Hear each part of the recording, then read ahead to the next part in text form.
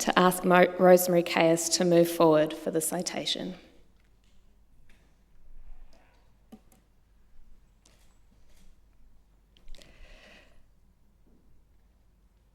Rosemary Kayess, appointed earlier this year as Australia's Disability Discrimination Commissioner, is a tireless advocate for equal rights for people with disability in Australia and internationally. She is a leading disability and human rights lawyer who has been extremely influential in her work in international human rights law for people with disability. She was the recipient of the Australian Human Rights Medal in 2019. Her work nationally and internationally has advanced Australia's agenda for the recognition and protection of the human rights of people with disability. Over the last 25 years, she has been part of the formulation of international human rights law in disability since her time as designated expert on the Australian Government delegation for the drafting of the United Nations Convention on the Rights of Persons with Disabilities, or CRPD. This work has continued in her role as a member of the United Nations Committee on the Rights of Persons with Disabilities, to which she was elected in 2018 and re-elected in 2022. She has served as chair and is the current vice chair of this committee. Recognised internationally as one of the top human rights experts and leaders specialising in the rights of people with disability, Rosemary's reputation extends from academia to international bodies such as United Nations, governments in Australia and elsewhere, and organisations for people with disability. One of her academic contributions have been to use the CRPD to reconceptualise the understanding of disability through a human rights approach to challenge ableism, the devaluing of people with disability that results in inequality, discrimination and segregation. The impact of Rosemary's work is through her high visibility on the national and international stage as a human rights lawyer promoting the rights of people with disability. She has led negotiations to reach agreement for drafting the CRPD, in particular on Article 24 on the right to education, led the drafting of CRPD general comments to clarify aspects of international law, and been integral to the findings and decisions in regard to individual complaints and inquiries under the UN Committee's quasi-judicial role. In Australia, she's frequently asked to advise and research on law and policy areas that directly impact on key policy reform, including under Australia's disability strategy and the implementation of the NDIS. Rosemary has an outstanding international reputation as a human rights educator, exemplified by her position as visiting professor at the National University of Ireland and visiting senior research fellow to 5 European universities involved in the Disability Rights Expanding Accessible Markets training network for early stage researchers. She also has a strong reputation in Australia for her teaching here at UNSW, which attracts industry professionals, lawyers, advocates, and senior bureaucrats into our master's program because of her engaging techniques that draw from her national and international research and diplomatic contributions. Her international teaching conference presentation record and industry reports demonstrate a commitment to research dissemination and engagement with academic and applied audiences. Through the course of her long association with UNSW, Rosemary Kayess has contributed to scholarship, advocacy, and policy reform.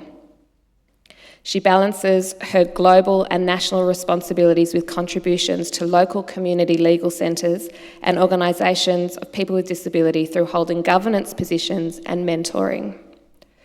Her highly engaged approach has been formative in establishing UNSW's profile as the university that organisations of people with disability trust to act ethically and with genuine commitment to the methodological approach of inclusive research and universal design in learning.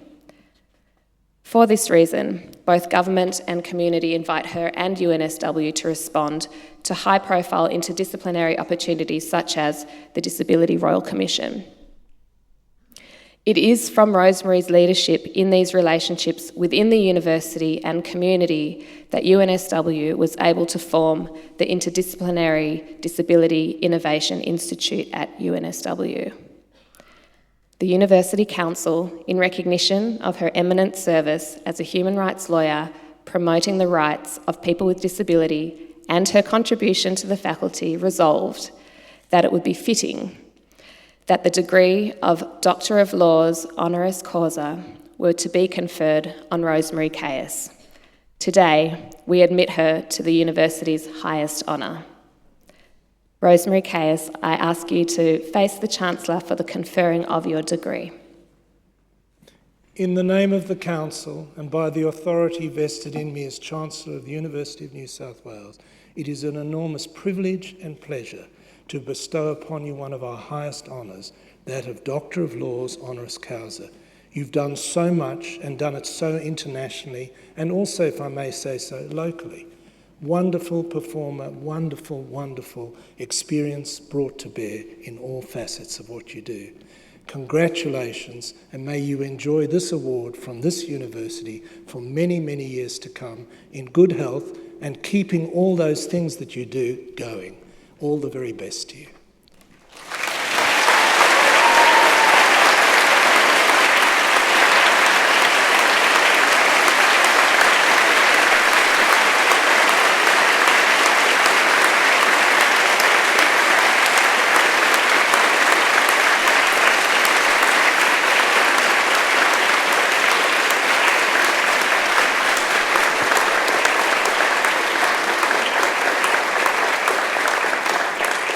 Rosemary, I now invite you to speak to us.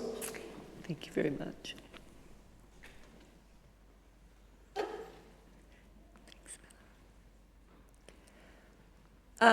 Thank you all very much for the applause. It was very unexpected. But thank you, everyone. But most of all, congratulations to everyone on your success and your achievements that are marked by today's graduation. First, I need to clarify something for the small number of people here today who are avid social media watchers for the last 10 years. I am not Tim Minchin, the Australian composer and author of the musical Matilda, whose video of his occasional address to UWA graduates is deserving of the viral cliche. So, for anyone who is hoping I'm being overly self-deprecating and the next 7 minutes will be erudite, yet witty, and captivatingly interesting, I am here to disabuse you of such silly notions. At the end of my law degree, I found myself in the somewhat unusual position of negotiating a human rights convention. Definitely not your standard graduate rotation. And for anyone here today interested in human rights, I'll give you the heads up. It's not going to happen to you. However, if you do have an interest in human rights and believe negotiating a human rights instrument is the type of gig you would like post-university, then my tip is to develop a keen interest in and knowledge of the rights of older persons, as the United Nations General Assembly has a new convention on the agenda.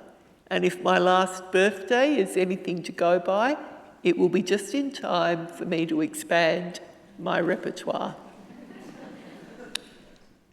You will have heard from my longtime friend, Melanie Swartz, the acting dean of the Faculty of Law, that my career has been heavily embedded in the development, implementation, and monitoring of the United Nations Convention on the Rights of Persons with Disabilities.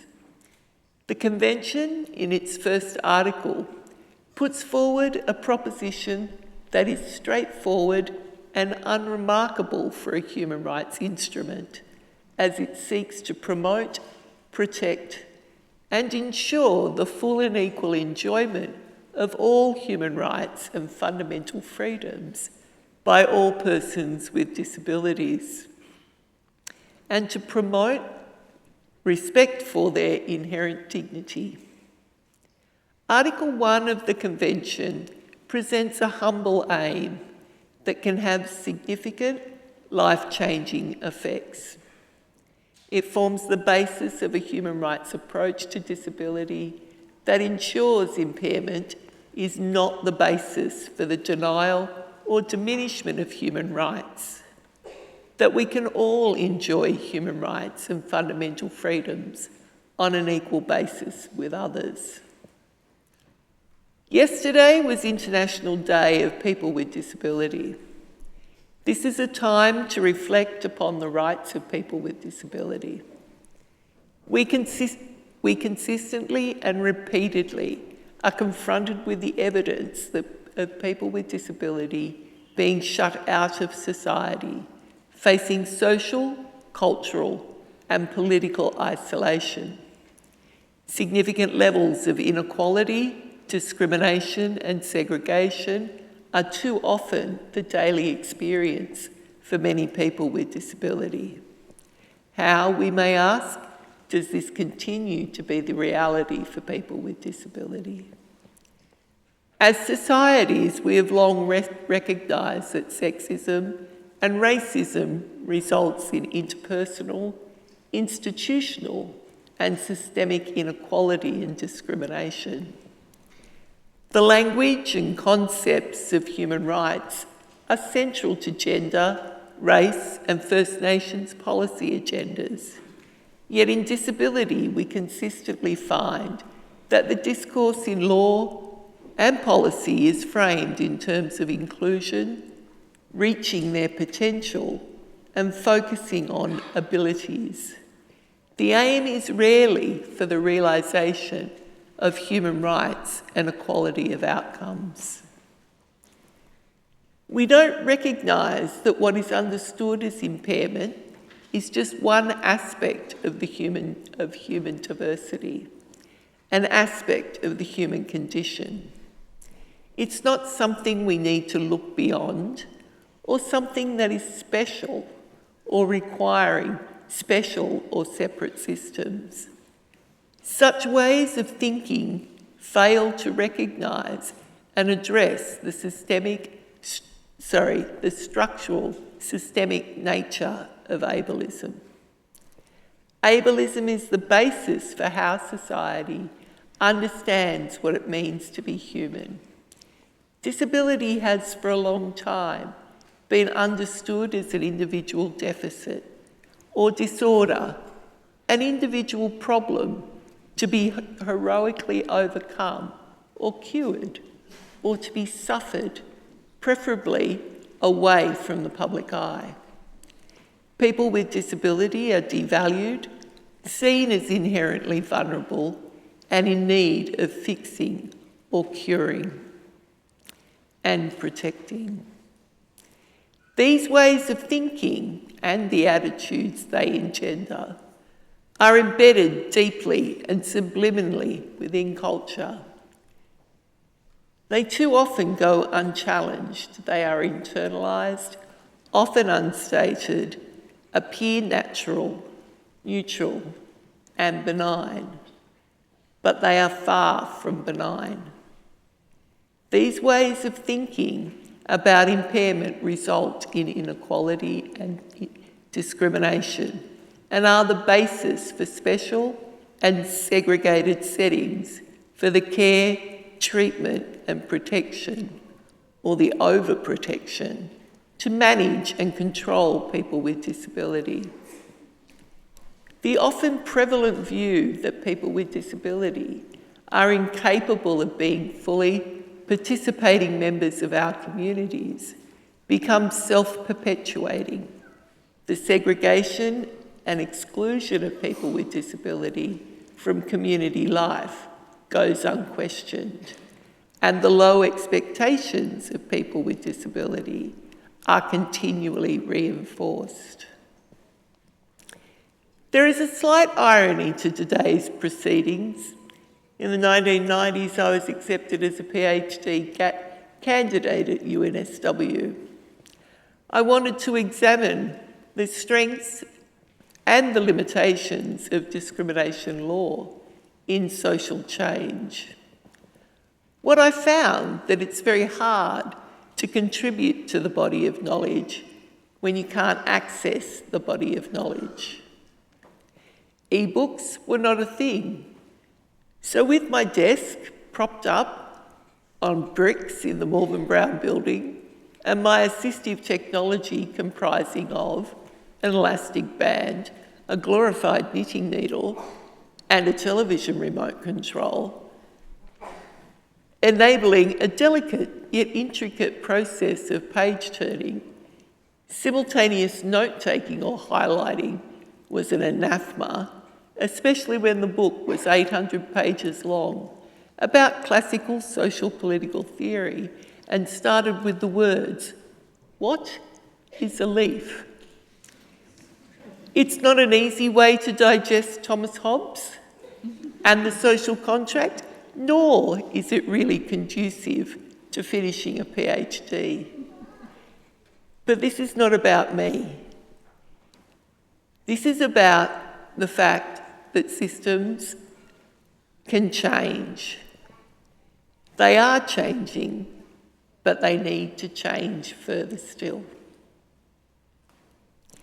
The challenge is for all of us, as lawyers, as legislators, as engineers, as scientists, as advocates, as policymakers, to critique these systems, to recognise the impact and to dismantle ableist normative assumptions. As graduating lawyers and social scientists and engineers and scientists, you now have the skills and will have many opportunities to challenge the systems that perpetuate ableism.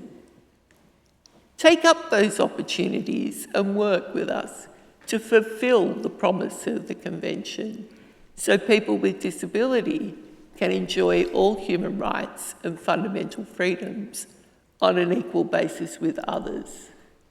I wish you every success in your career and congratulations on your achievement.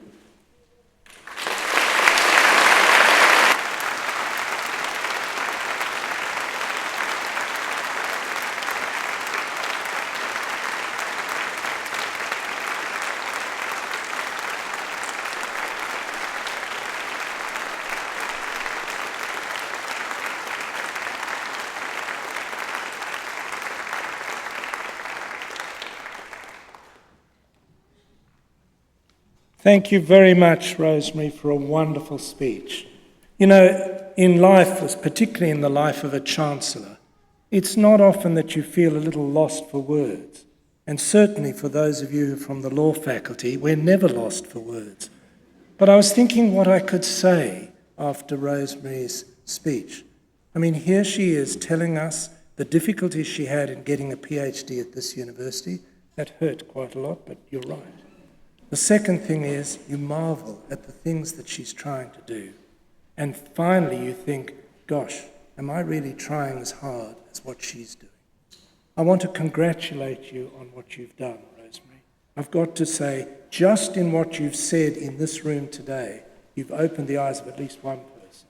And I'm going down to the Malvern Brown right now to look for those bricks and for those elastic bands, because that shouldn't happen. We should have given you much more. But I want to congratulate you on what you're doing, wish you well, and thank you most sincerely, not just for what you've done for this university, but for accepting so graciously this award today. A small piece that we can play in saying we're right behind you and we'll be following what you're doing and endorsing it wholeheartedly. Congratulations, Rosemary.